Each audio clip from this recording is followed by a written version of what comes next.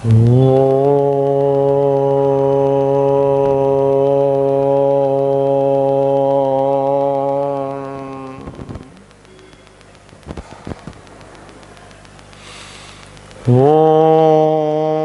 సహనావవతు సహనౌ భునక్తు సహ వీర్యం కరవావహై తేజస్వినావధీతమస్తు మా విద్విషావహై. ఓం శాంతి శాంతి శాంతి. ఓం గురుర్బ్రహ్మా గురుర్విష్ణుః గురుర్దేవో మహేశ్వరః గురుః సాక్షాత్ పరబ్రహ్మ గురవే నమః. చిన్మయం వ్యాపి యత్సర్వం త్రైలోక్యం సచరాచరం తత్పదం దర్శితం యేన తస్మై శ్రీ గురవే నమః. సదాశివసమారంభాం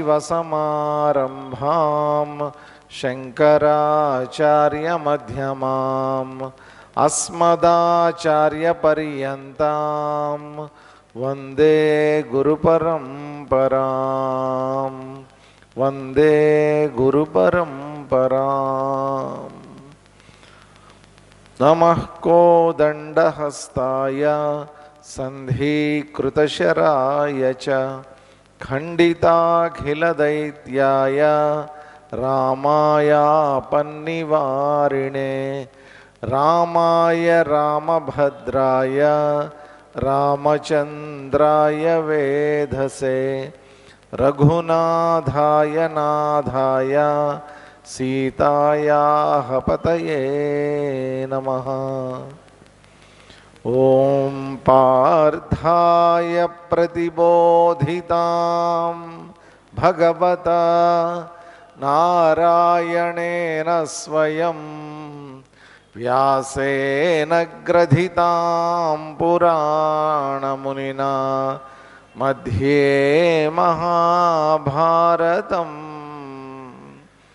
అద్వైతామృతవర్షిణీం భగవతీం అష్టాదశాధ్యాయినీం అంబ త్వామనుసందధామి భగవద్గీతే భవద్వేషిణీ.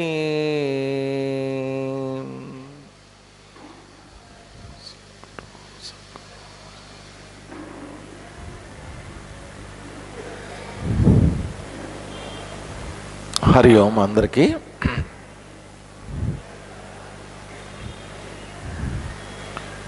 నిన్న జరిగినటువంటి శ్లోకాలు ఒకసారి చదివేసి కొత్త శ్లోకాల్లోకి వెళ్దాం. నిన్న 18 వరకు అయిపోయింది. 19వ శ్లోకం నుంచి చదివాం నిన్న. సో 1వ అధ్యాయం 19వ శ్లోకం 19th శ్లోకం.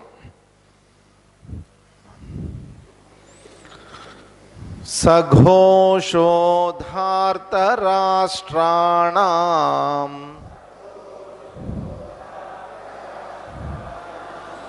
హృదయాని వ్యదారయత్ నభశ్చ పృథివీం చైవ తుములో వ్యనునాదయన్ అధౌ వ్యవస్థితాన్ దృష్ట్వా ధార్తరాష్ట్రాన్ కపిధ్వజః ప్రవృత్తే శస్త్రసంపాతే ధనురుద్యమ్య పాండవః హృషీకేశం తదా వాక్యం ఇదమాహ మహీపతే అర్జున ఉవాచ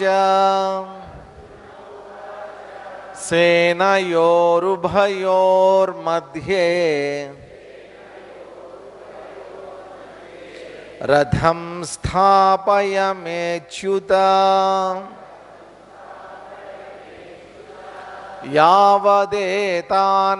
యావదేతాన్నిరీక్షేహం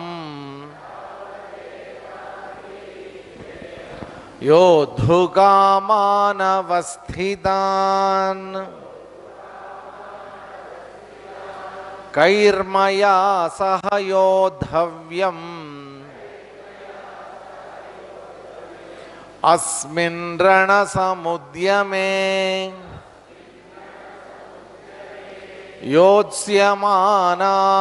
యోత్స్యమానానవేక్షేహం య ఏతేత్ర సమాగతాః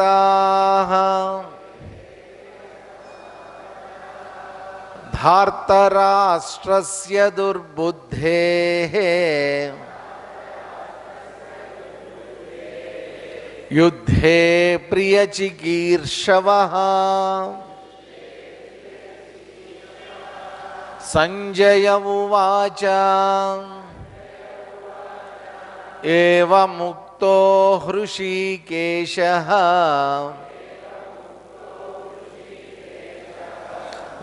గుడాకేశేన భారత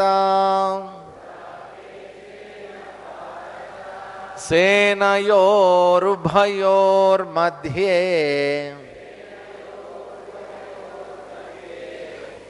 స్థాపయిత్వా రథోత్తమం భీష్మద్రోణ ప్రముఖతః సర్వేషాం చ మహీక్షితాం ఉవాచ పార్థ పశ్యైతాన్ సమవేతాన్ కురూనితి తత్రాపశ్యత్ స్థితాన్ పార్థః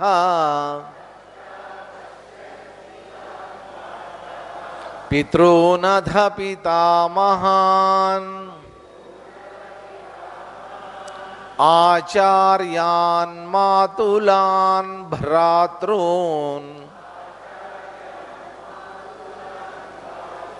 పుత్రాన్ పౌత్రాన్ సఖీంస్తథా శ్వశురాన్ సుహృదశ్చైవ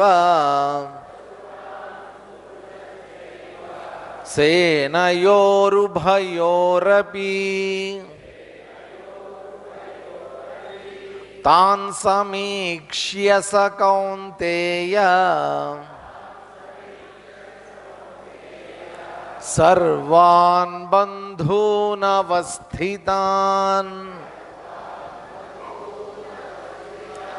కృపయా పరయావిష్టః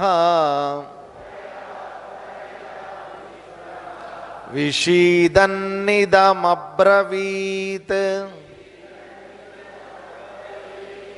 అర్జున ఉవాచ దృష్ట్వేమం స్వజనం కృష్ణ యుయుత్సుం సముపస్థితం సీదంతి మమ గాత్రాణి ముఖం చ పరిశుష్యతి వేపధుశ్చ శరీరే మే రోమహర్షశ్చ జాయతే గాండీవం స్రంసతే హస్తాత్ త్వక్చైవ పరిదహ్యతే న చ శక్నోమ్యవస్థాతుం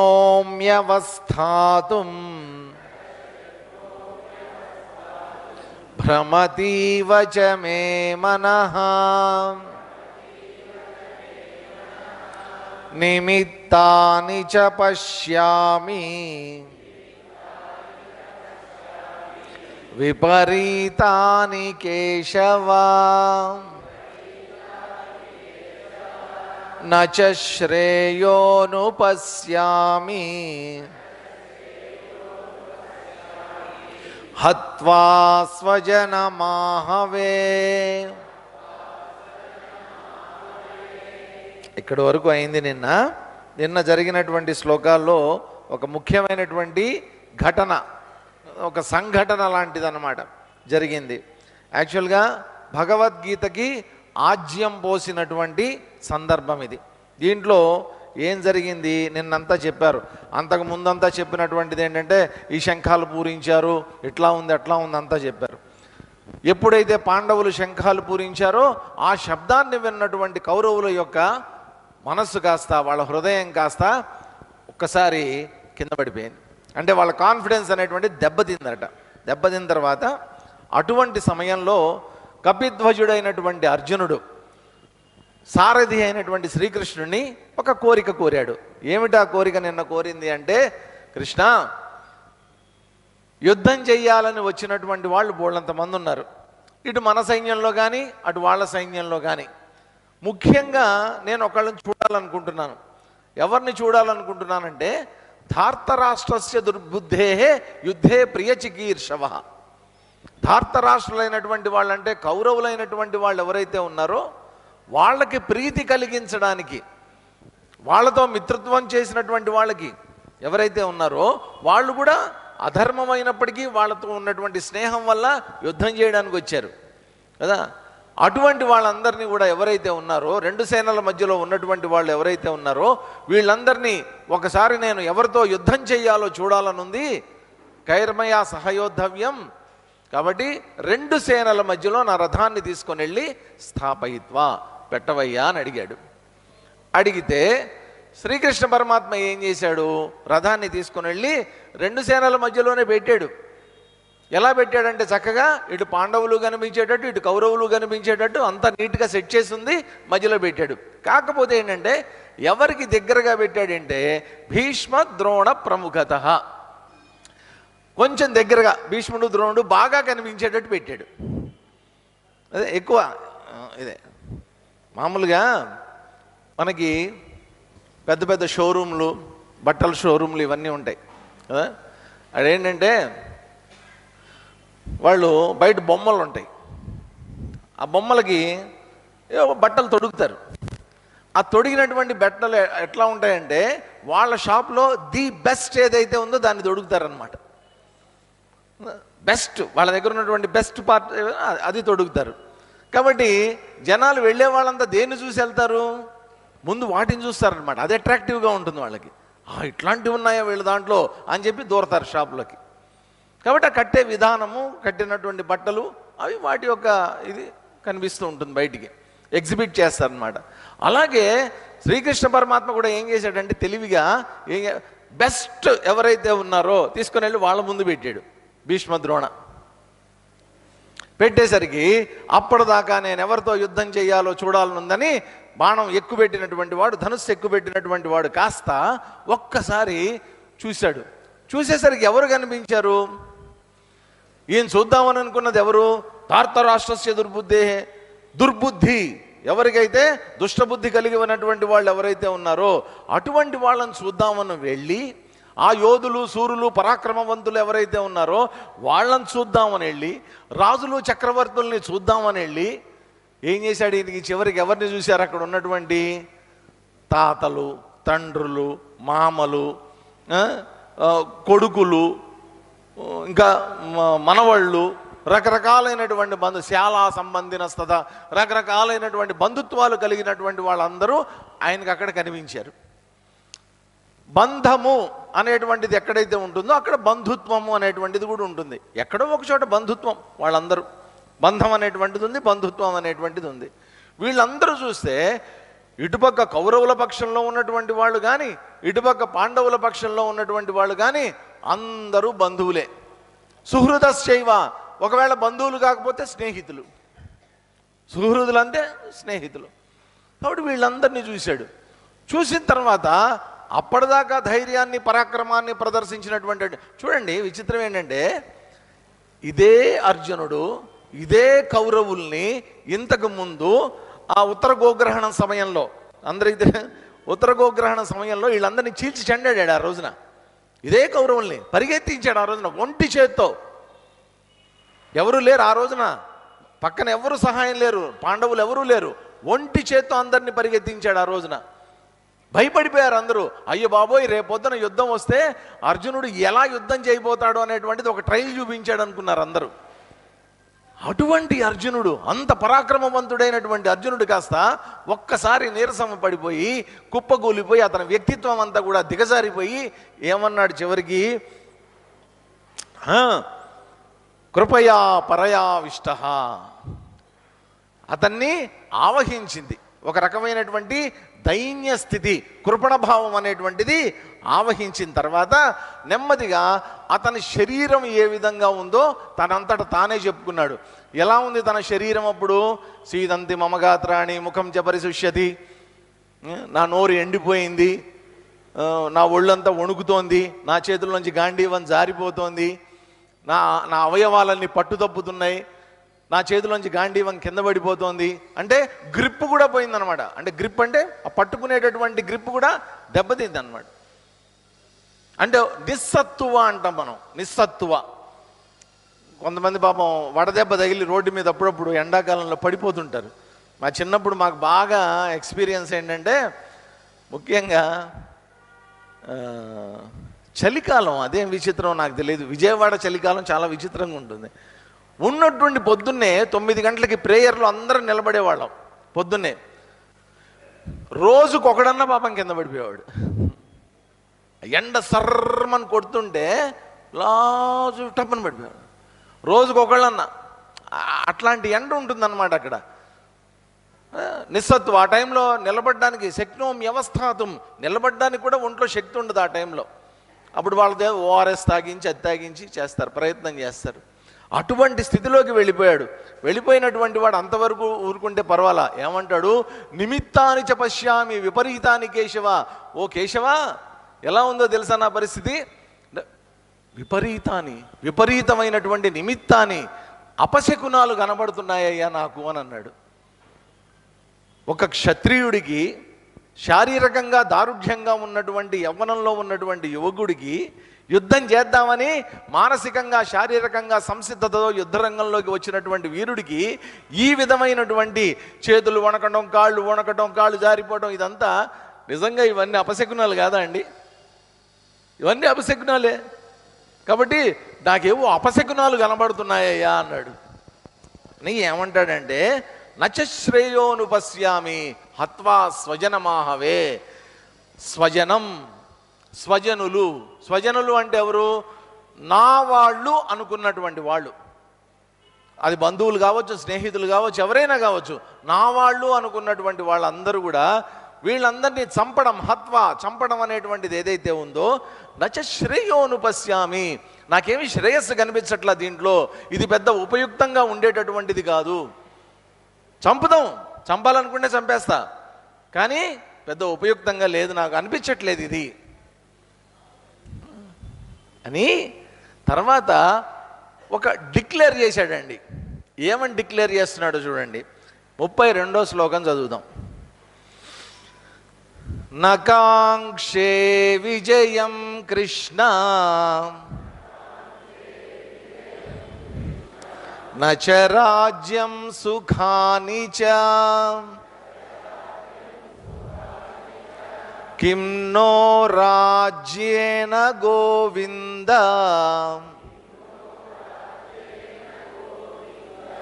కిం భోగైర్జీవితేన వా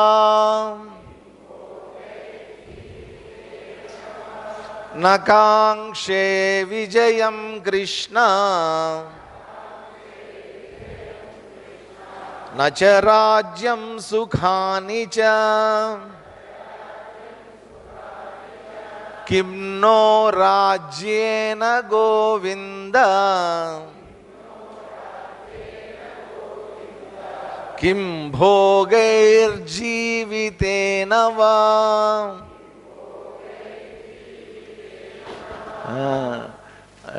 ఇది ఘంటసాల మాస్టర్ ఎంత బాగా పాడతారో ఆయన గొంతులో వినాల్సిందే. సార్ ఒకసారి పాడతారా మా కోసం? సార్ ఎక్స్పర్ట్, సరదాగా విందాం ఘంటసాల గారు ఎలా పాడారు.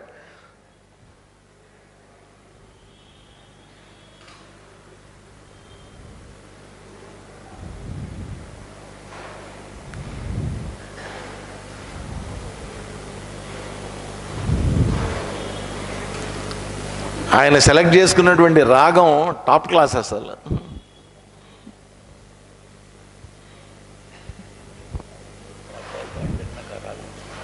పాడండి, ఆ శ్లోకం పాడి ఇది పాడండి సరదాగా. Okay okay.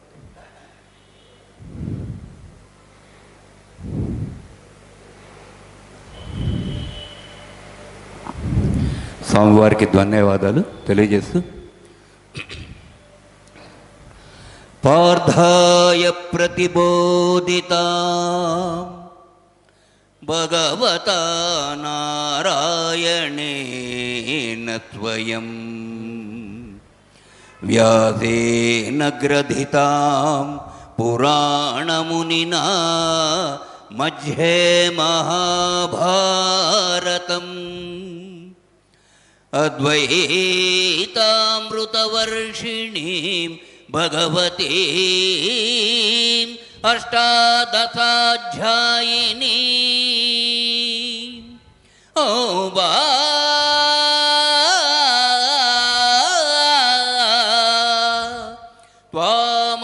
త్వామనుసందధామి భగవద్గీతే భవద్వేషిణీ భగవద్గీతే భవద్వేషిణీ.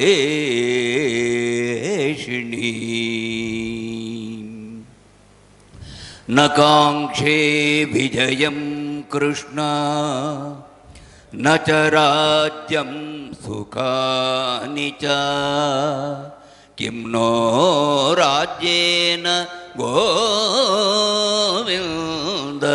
కిం భోగైర్జీవితేన వా కిం భోగైర్జీవితేన వా. Thank you sir.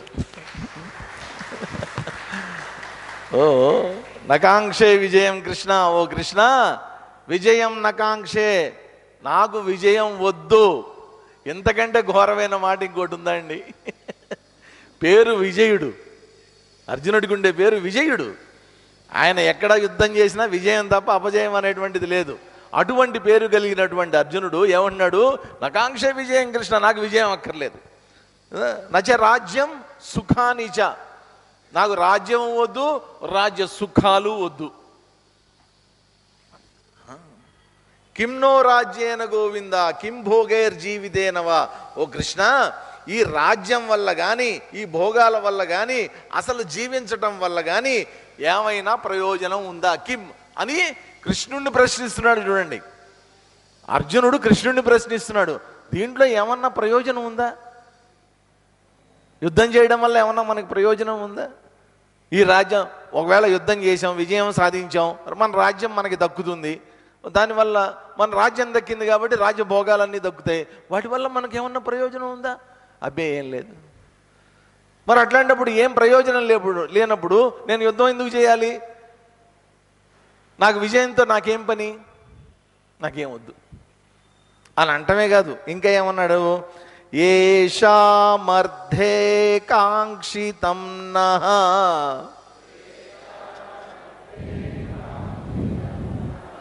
రాజ్యం భోగా సుఖాని చ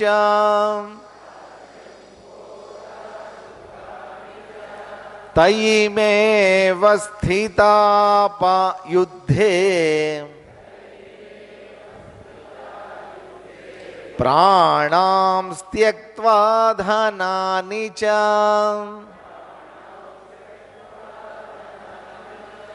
येषामर्धे काङ्क्षितं नः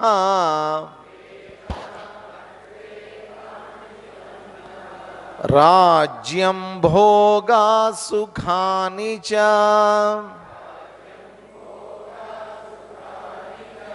तयिमेव स्थिता युद्धे प्राणां त्यक्त्वा धनानि च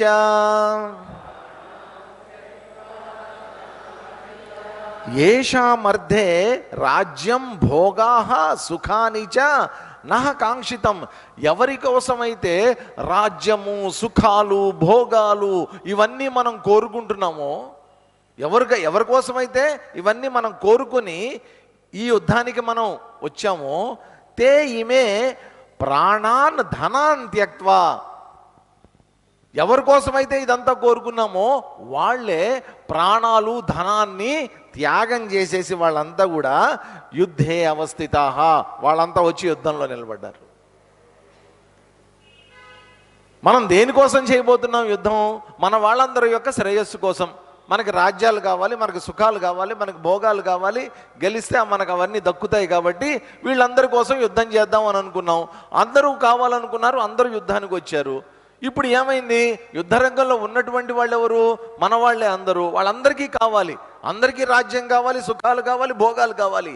కానీ వీళ్ళందరూ ఏం చేస్తున్నారు? వాళ్ళ ప్రాణాలని, వాళ్ళ ధనాల్ని, వాళ్ళ రాజ్యాలన్నింటినీ కూడా త్యాగం చేసి ఇక్కడికి వచ్చారు.